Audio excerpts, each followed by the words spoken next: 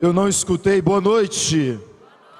Fala para quem está do seu lado. Seja muito bem-vindo à nossa Santa Missa. Para aqueles que ainda não me conhecem, eu me chamo Eduardo Oliveira. Sou pregador e missionário da comunidade Filhos de João Batista. Moro em Sete Lagoas, Minas Gerais. São 25 anos caminhando já com Jesus. 20 anos dedicados ao ministério da pregação.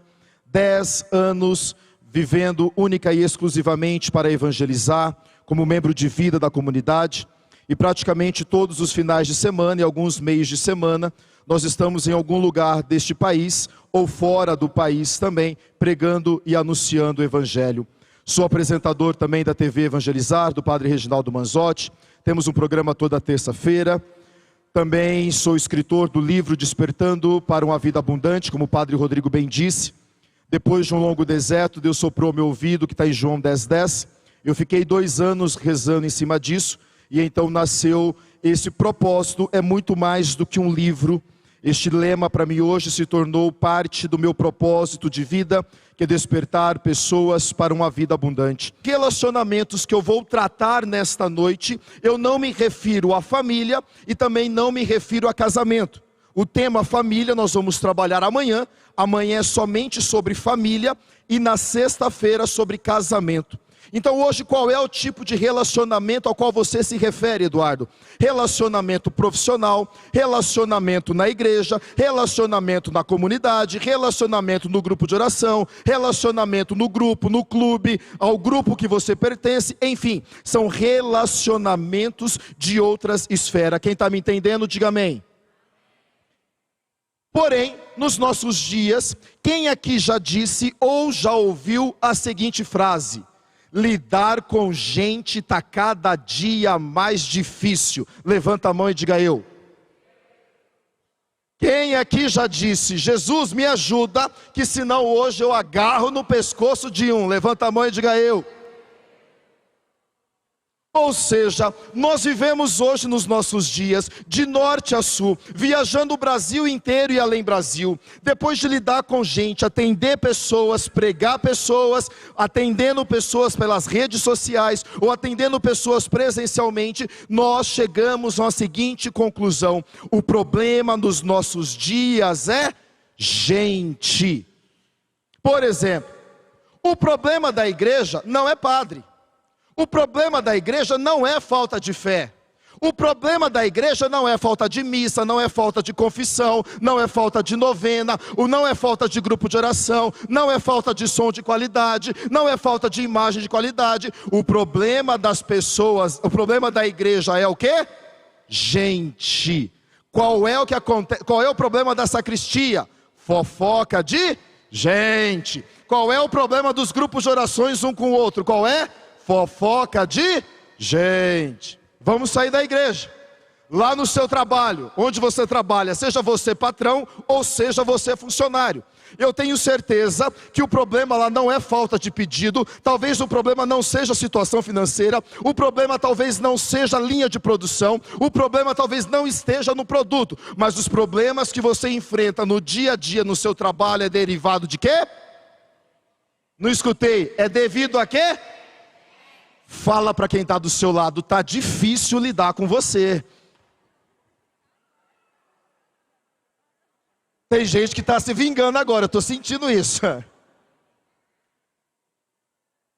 Ou seja, cada dia mais está difícil lidar com gente, lidar com pessoas. E claro, e cada vez vai ficando mais difícil, porque você precisa entender uma coisa nesta noite: pessoas são seres diferentes. Todos nós somos diferentes um do outro. Cada um tem suas manias, seus gostos, os seus jeitos, os seus temperamentos. Nós não somos pessoas iguais. É por isso que a Bíblia vai nos chamar de indivíduos. Indivíduos vem da palavra individual, separado. Deus fez você único. Não existe ninguém igual a você, não existe ninguém com a sua digital, não existe ninguém do seu jeito. Pode existir gente parecido, mas igual a você, não. Ou seja, nós somos diferentes. E dado então essas diferenças de temperamentos, manias, gostos, nós temos então o hábito de nos magoar, de nos ferir, de nos frustrar, e então começa as crises, os conflitos entre pessoas. Mas uma das coisas também que eu entendo, que a maior dificuldade em lidar com gente, talvez não seja lidar com as diferenças de opiniões, talvez não seja lidar com as diferenças de gosto, embora hoje nós vivemos numa geração mal educada, mal falada, não tem respeito, onde eu não aceito a diferença e a opinião do outro. Nós vivemos hoje numa geração de cancelamento, nós vivemos hoje numa geração de bloqueio, nós vivemos numa geração de unfollow, deixo de seguir, deixo de bloquear. Nós vivemos hoje numa geração mimizenta, onde toda pessoa vai para a internet, começa a falar mal do outro, ninguém pode falar nada com você que você não aceita, e você pega o teu celular e vai: preciso hoje fazer um desabafo. Eu fui na Basílica Sagrada Família, gente, é sério, eu estou sofrendo. O padre Rodrigo passou perto de mim e não me deu boa noite. Vivemos hoje uma geração de gente mimizenta, de gente chiliquenta, onde tudo aquilo que eu não concordo, eu vou jogar nas redes sociais. Você precisa aprender nesta noite, em nome de Jesus. Baixa o seu ego, e você precisa entender que nem tudo foi feito para você, nem tudo foi escrito para você. Se você não gostou, não precisa falar mal, sai de lado. Se você não gostou, é só não curtir. Se você não gostou, é só não seguir. Se você não gostou da música, tem milhares de outra música. Se você não gostou do pregador, tem milhares de pregador. Se você não gostou do padre, tem mais 4 aqui. Mas para de ser chato. Fala para quem está do seu lado: para de ser chato. Não, fala para quem está do outro lado: para de ser chato, criatura. E então, qual é o principal motivo da qual nós nos frustramos com gente? Repita comigo: expectativas. Horrível. Qual é a palavra? Você precisa entender, o maior motivo, a maior causa de frustração com pessoas são as expectativas. O que é isso? Quando você acha que todo mundo tem a obrigação de responder do jeito que você quer, quando acha que os outros têm que fazer para você aquilo que você quer, do jeito que você quer, na hora que você quer, da maneira que você quer. E você precisa entender uma coisa nesta noite: ninguém é obrigado a responder às suas expectativas. Fala para quem está do seu lado: ninguém é obrigado a corresponder às suas expectativas.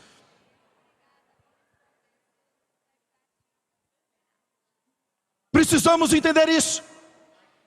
Hoje o principal motivo de decepções são expectativas. A gente cria uma expectativa achando que a pessoa é obrigada a corresponder.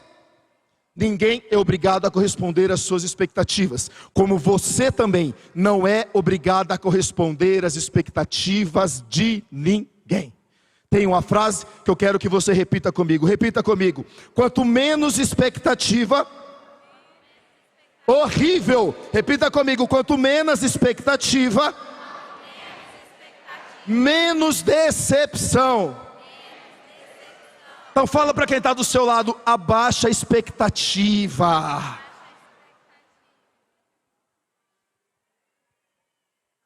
Nós vamos ter que saber lidar com as diferenças. Prova disso, primeira leitura de hoje. Padre, eu estou apaixonado pela liturgia. Se nós tivéssemos combinado, não tinha dado certo. Primeira leitura de hoje, o que está acontecendo? Paulo e Pedro, as duas colunas da igreja, estão brigando. Paulo vai dizer para Pedro, está aqui dizendo: agora, para ser cristão, tem que ser circuncidado, porque senão não pode ser cristão, não vai ser da igreja de Cristo. Paulo está do outro lado dizendo: eu não concordo não, viu Pedro? Porque o mesmo Espírito Santo que desceu sobre você, foi o mesmo que desceu sobre mim, e eu entendo que o importante não é ser circuncidado ou não, mas o que importa é que aceite Jesus Cristo como Senhor da sua vida, e proclame que Jesus Cristo é o Senhor.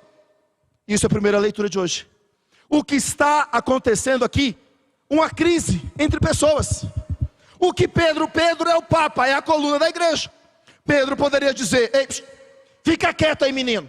Você não conheceu Jesus. Quem conheceu Jesus foi eu que ele chamou de pedra, foi para mim que ele entregou a chave da igreja, foi para mim que já estou aqui há muito tempo. E ele disse: eu estou dizendo, tem que ser circuncidado. Mas não é isso que aconteceu. Embora a expectativa de Pedro fosse que Paulo apoiasse ele, mas os dois então disseram o seguinte: vamos fazer o seguinte, não vamos brigar não, nós somos diferentes mesmo. Você, Pedro, é turrão. Paulo falou: eu sou colérico, eu sou sangue nos olhos mesmo, eu sou... E Pedro falou: você é terrível. E um falou: você é mais terrível que eu. E falou: vamos resolver essa parada. Pedro, você prega para os judeus, e eu, Paulo, vou pregar para os pagãos. Você precisa entender, tem hora que não adianta ficar discutindo. Ou você aprende a lidar com gente, ou você aprende a lidar com as diferenças, ou você vai morrer frustrado, decepcionado, magoado e mimizento lá no seu canto. Quem está me entendendo, diga amém. Então você vai ter que saber lidar com as diferenças, amém? Você vai ter que aprender a lidar com pessoas, amém? Horrível, você vai ter que aprender a lidar com gente, amém? Você precisa entender uma coisa. Eu sei que talvez eu esteja pregando para pessoas nesta noite que estão aqui magoadas, ressentidas. Eu sei que talvez no nosso meio tem pessoas que foram traídas, humilhadas, rejeitadas, passada a perna, passada para trás. Mas você precisa entender e receba o que eu vou dizer sobre a tua vida. Levanta a sua mão para receber. Isso é profético. Se pessoas te feriram, se pessoas te machucaram, Deus vai enviar pessoas para curar o seu coração. Pode aplaudir.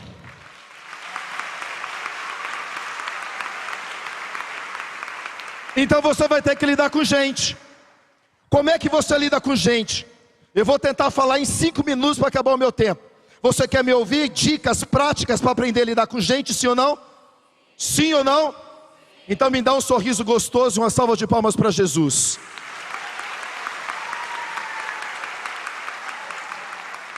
Então como é que eu faço para lidar com gente? Já que não tem como você viver numa bolha, amém? Você vai ter que lidar com gente. Os seus sonhos dependem de gente, o seu ministério depende de gente, na igreja depende de gente, no seu trabalho vai ter que lidar com gente, vai ter que lidar com gente. Então como é que eu faço para lidar com gente? Repita comigo. Saiba classificar seus relacionamentos. Saiba classificar os seus relacionamentos. O que é isso? Vamos aprender de Jesus. Jesus tinha 3 tipos, 3 classificações de relacionamentos. O primeiro deles, repita comigo, relacionamentos estratégicos.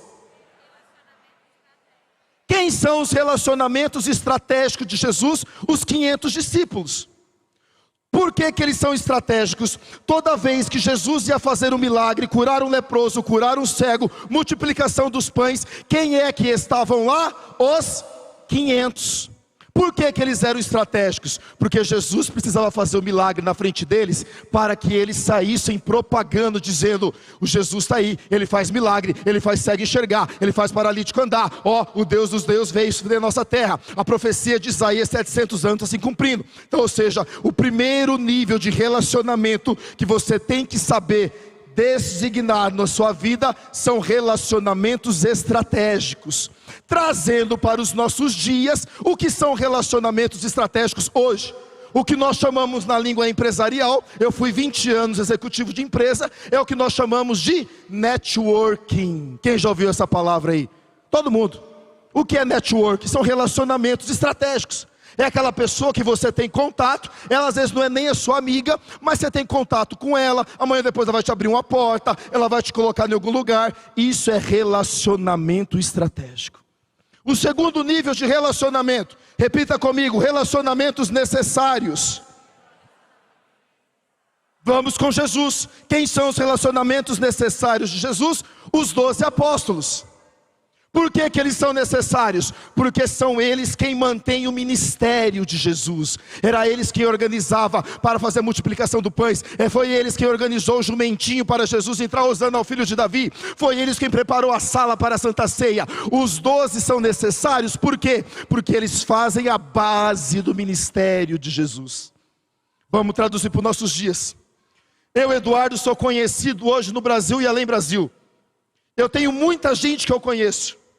Eu tenho alguns relacionamentos necessários. Por exemplo, os meus irmãos de ministério. Quantos pregadores e músicos católicos que eu conheço pelo Brasil? Praticamente todos. E é muito gostoso quando a gente está junto, que a gente se encontra em algum corredor de encontro pelo Brasil, que a gente senta e começa a partilhar a vida. Porque aquilo fortalece o meu ministério. Aquilo enriquece o ministério deles. Então são relacionamentos necessários. A minha comunidade, da qual eu faço parte, hoje começou um cerco de Jericó lá na minha comunidade. A primeira intenção é pela missão, lá na Basílica Santuário Sagrada Família, pelas pregações, pelo padre, pelo povo. Estão rezando hoje por nós. São necessários por quê? Porque eles mantêm a base do meu ministério. Quem são os seus relacionamentos necessários? A sua família, aqueles que estão perto de você, o seu patrão, você gostando ou não, mas ele que mantém o seu salário. Isso são relacionamentos necessários. Terceiro nível de relacionamento, repita comigo: relacionamentos íntimos. Quem são os relacionamentos íntimos de Jesus? Pedro, Tiago e João. Apenas para esses três que Jesus contava os segredos do coração dele. Talvez os relacionamentos íntimos, eu, Eduardo, embora conheço muita gente, talvez o meu relacionamento íntimo não passa de uma palma de uma mão. Porque os relacionamentos íntimos são aquelas pessoas que têm acesso ao meu coração. É para aquelas pessoas que eu ligo quando eu tenho um projeto, quando eu tenho um plano, quando eu quero colocar algo em mente. Então agora você precisa entender qual que é o grande problema nosso. A gente quer contar segredo para quem é relacionamento estratégico. A gente está com problema no casamento e a gente vai contar para quem não tem nada a ver lá na empresa. Fala para quem está do seu lado: me ajuda. Se imagina se Jesus tivesse revelado os segredos dele para Judas. Imagina. Se Judas, sem saber do projeto, já fez o que fez, imagina se ele soubesse do coração do mestre. Tinha ficado feio. Então, primeira dica para você saber lidar com pessoas é classificar os seus relacionamentos. Repita comigo: classificar os relacionamentos. Segunda dica, repita comigo: tenha claro. Abre a boca, fala: tenha muito claro os seus valores, os seus princípios e os seus limites. Você precisa ter muito claro os seus valores, seus princípios e os seus limites. E entenda, valores e princípios são inegociáveis. Nada nem ninguém que atinja qualquer um desses três pilares merece estar na sua vida. Valores, princípios e limites. Quais são os seus limites? A agenda do outro não pode estar sobre a sua. O tempo do outro não é mais valioso do que o seu. Ai, Eduardo, isso é egoísmo. Não é! Porque se você não cuidar de você, ninguém vai cuidar. E se você não cuidar de você e está bem, você não vai cuidar da sua família, não vai cuidar do seu casamento. Então primeiro, se resolva com você, para depois você querer ajudar os outros. Entendeu? Fala para quem está do seu lado: você está entendendo? Terceira e última dica, repita comigo: não terceirize a sua felicidade. Horrível, fala para quem está do seu lado: não terceirize a sua felicidade. Quantas vezes nós temos mania de achar que quem tem que nos fazer feliz é o marido, a esposa, o padre, o missionário, o carro, o emprego, o dinheiro, a viagem para as Ilhas Maldivas. Vai deixar alegre, mas não vai resolver. Está entendendo? Você não pode ficar terceirizando a sua felicidade, achando que alguém tem a obrigação de te fazer feliz. Quem tem que ser feliz é você. Busca você a sua felicidade em Deus. Há vazios aí dentro do seu peito que eu sei que tem, que não é carro, não é emprego, não é dinheiro, não é homem, não é mulher que vai preencher, é somente Deus. Para de ser burro, seja inteligente e deixa Deus preencher esse vazio que está aí dentro.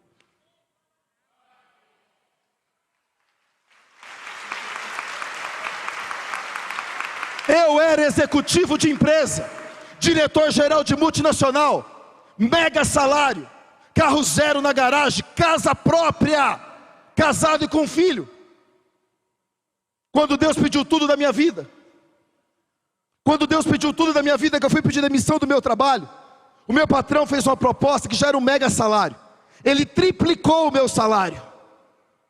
Eu falei, deixa eu rezar. Fui rezar. Deus me deu a passagem de novo. Falei, já entendi. Cheguei no patrão, falei, eu preciso ir embora. Ele falou, não, eu te dou 20% das ações da empresa, você vira meu sócio, eu mantenho o seu salário triplicado e você comanda a empresa. Falei, deixa eu rezar de novo.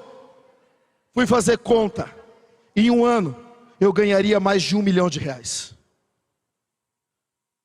Quando eu fui para o sacrário rezar, Deus me deu a passagem que Ele deu para o jovem rico. O que mais você precisa fazer para ganhar o reino do céu? O Senhor já paga os mandamentos. Vai, deixa tudo, vem e segue-me. Eu deixei trabalho, salário. Hoje eu vivo da providência de Deus. Eu não recebo nenhum real por mês de salário. A casa que eu moro é da comunidade. O carro que eu ando é da comunidade. Nós não pagamos INSS. Nem eu, nenhum missionário, nós recebe nada por mês. Tudo aquilo que eu vendo de livro, de material que está ali, quando eu chegar segunda-feira em casa, eu tenho que entregar no financeiro. É o financeiro quem administra nossas contas. Agora eu posso dizer uma coisa? Existia um buraco aqui dentro no meu peito, mesmo com carro zero, com casa, com tudo, que hoje não existe mais, porque este vazio tem nome, Deus, Jesus Cristo, e que hoje está preenchido.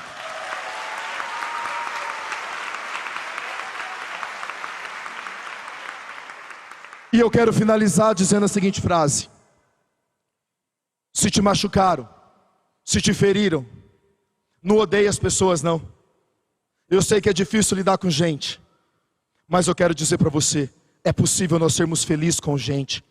E eu finalizo com a frase de Santo Antônio Exupéry, Saint Antoine Exupéry, o Pequeno Príncipe, onde ele diz assim: é burrice odiar todas as rosas, porque uma te espetou. Se pessoas te machucaram, Deus vai usar de pessoas para te curar. Que Deus te abençoe, que você seja abundante nos seus relacionamentos.